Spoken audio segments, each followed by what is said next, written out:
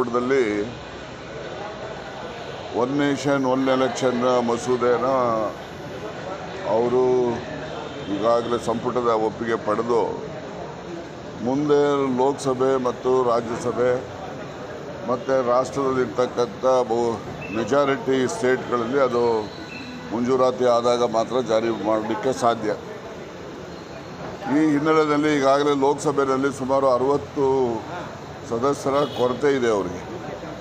ಅದರಿಂದ ಅವರು ಸುಮ್ಮನೆ ನಾವು ಇದನ್ನು ಪ್ರಯತ್ನ ಮಾಡಿದೋ ವಿರೋಧ ಪಕ್ಷದವರು ಸ್ಕಟಲ್ ಮಾಡಿದ್ರು ಅಂತಕ್ಕಂಥ ಆರೋಪ ಮಾಡಲಿಕ್ಕೋಸ್ಕರ ಈ ಮಸೂದೆ ತಂದಿದ್ದಾರೆ ಹೊರತು ನಿಜಕ್ಕೂ ಜಾರಿ ಮಾಡ್ತಕ್ಕಂಥ ಉದ್ದೇಶ ಅವ್ರಿಗೆ ಇದ್ದಂಗೆ ಇಲ್ಲ.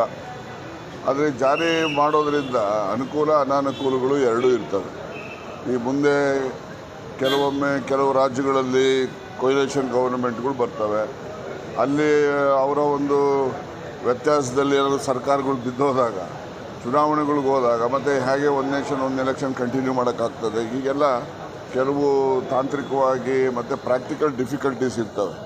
ಅವನ್ನೆಲ್ಲ ಈಗಲೇ ಆ ಸಮಸ್ಯೆಗಳಿಗೆ ಇವರು ಪರಿಹಾರ ಇಟ್ಟುಕೊಂಡು ನೀವು ಅದನ್ನು ಜನರಿಗೆ ಕನ್ವಿನ್ಸ್ ಮಾಡಬೇಕೇ ಹೊರತು ಅಂತಹ ಗೊಂದಲಗಳಿಗೆ ಸರಿಯಾದಂಥ ಉತ್ತರ ಇಲ್ಲದೆ ಇವರು ಮಸೂದೆನ ತರಾತುರಿಲಿ ತರ್ತಕ್ಕಂಥದ್ದು ಸಾಧು ಅಲ್ಲ ಅಂತಕ್ಕಂಥದ್ದು ನನ್ನ ಅಭಿಪ್ರಾಯ.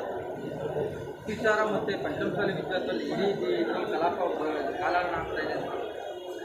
ನೋಡಿ, ಈಗ ಬೆಳಗಾವಿ ಅಧಿವೇಶನ ಅಂತ ಹೇಳಿದ್ರೆ ಬರೀ ಸತ್ಯಾಗ್ರಹಗಳ ಅಧಿವೇಶನ ಅಂತಕ್ಕಂಥ ರೀತಿಯಲ್ಲಿ ಜನ ಮಾತನಾಡಿಕೊಳ್ತಿದ್ದಾರೆ. ಬೆಳಗಾವಿ ಅಧಿವೇಶನದಲ್ಲಿ ಉತ್ತರ ಕರ್ನಾಟಕದ ಸಮಸ್ಯೆಗಳ ಬಗ್ಗೆ ಹೆಚ್ಚು ಚರ್ಚೆ ಆಗಬೇಕು ಮತ್ತು ಈ ಭಾಗದ ಜನರ ಒಂದು ಯಶಸ್ಸಿಗೆ ಶ್ರೇಯಸ್ಸಿಗೆ ಬೇಕಿರ್ತಕ್ಕಂಥ ತೀರ್ಮಾನಗಳನ್ನು ತೆಗೆದುಕೊಳ್ತಕ್ಕಂಥ ರೀತಿಯಲ್ಲಿ ಬೆಳಗಾವಿ ಅಧಿವೇಶನ ನಡಿಬೇಕು ಅಂತಕ್ಕಂಥದ್ದು ಜನರದು ನಮ್ಮೆಲ್ಲ ಶಾಸಕರು ಆ ಒಂದು ಬಯಕೆ ಇದ್ದರೂ ಕೂಡ ಈ ರೀತಿಯ ವಿಚಾರಗಳನ್ನು ಮುಂದು ಮಾಡಿ ಸದನದಲ್ಲಿ ಚರ್ಚೆಗೆ ಅವಕಾಶ ಇಲ್ಲದೆ ಗೊಂದಲ ಸೃಷ್ಟಿ ಮಾಡ್ತಕ್ಕಂಥದ್ದು ಯಾರಿಗೂ ಕೂಡ ಶೋಭೆಯನ್ನು ತರುವಂಥದ್ದಲ್ಲ. Thank you. ಸರ್ಕಾರ ಲಿಂಗಾಯತ ವಿರೋಧಿ ಅಂತ ಸ್ವಾಮೀಜಿ ಹೇಳ್ತಾರೆ. ಆಯ್ತಪ್ಪ, ಸ್ವಾಮೀಜಿ ಒಬ್ಬರೇ ಗೆಲ್ಸೋಕ್ಕಾಗ್ತದ? ನೋಡಿ, ಯಾವರೇ ಸಾರ್ವಜನಿಕ ಜೀವನದಲ್ಲಿರ್ತಕ್ಕಂಥ ಜನಪ್ರತಿನಿಧಿ ಯಾವುದೇ ಪಕ್ಷದವರಿರಲಿ ಯಾವುದೇ ಜಾತಿಯವರಿರಲಿ ಎಲ್ಲ ಸಮುದಾಯದ ಬೆಂಬಲ ಇದ್ದರೆ ಮಾತ್ರ ಅವರು ಚುನಾಯಿತ ಪ್ರತಿನಿಧಿ ಅಂತೇಳಿ ಕರೆಸ್ಕೊಳ್ಳೋಕೆ ಯೋಗ್ಯತೆ ಅವರಿಗೆ. ಯಾವುದೇ ಒಂದು ಜಾತಿ ಆಧಾರದ ಮೇಲೆ ಗೆಲ್ಲಲಿಕ್ಕೆ ಯಾರ ಕೈಲೂ ಸಾಧ್ಯ ಇಲ್ಲ, ಗೊತ್ತಾಯ್ತಾ? ಅದರಿಂದ ಎಲ್ಲ ಸಮುದಾಯದ ಹಿತವನ್ನು ಬಯಸ್ತಕ್ಕಂಥವರು ಚುನಾಯಿತ ಪ್ರತಿನಿಧಿಗಳಾಗಬೇಕು.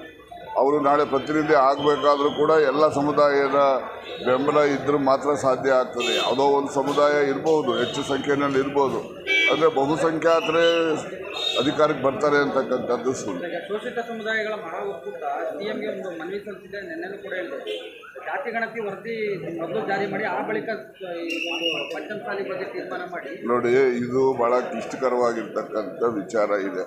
ಸುಮ್ಮನೆ ಆಫ್ ಹ್ಯಾಂಡ್ ಆಗಿ ಯಾವುದೇನೋ ಒಂದು ತೀರ್ಮಾನವನ್ನು ಪ್ರಕಟ ಮಾಡಲಿಕ್ಕೆ ಆಗೋದಿಲ್ಲ.